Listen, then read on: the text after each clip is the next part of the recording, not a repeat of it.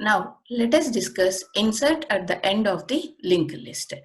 So to insert a node at the end of the linked list, first we need to create a new node. Here we are going to consider the new node name as current node, and we are going to allocate the memory for the current node by using malloc function. Once the memory has been allocated, then we can store data and link parts of the current node. Now we are assigning the data part of the current node as 35 and the link part is kept as null. Why? Because we are inserting the current node at the end of the linked list.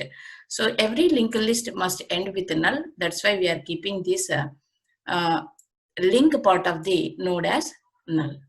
Now let us see what are the steps required to insert this current node at the end of the linked list. So the end of the linked list is already pointed by the node called tail. The pointer to the last node of the linked list is tail. And now what we can do is we can provide the link between the tail node and the current node. So the steps required here to provide the link between the tail node and the current node is we can write tail link is equal to current,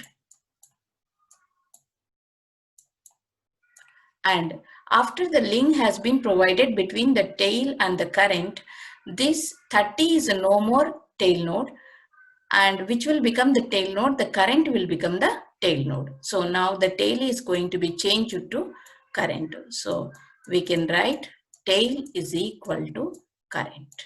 So now the current node will become the tail node. So these are the steps required to insert any new node at the end of the single linked list. So first what we are doing, we are providing the link between tail node and the current node.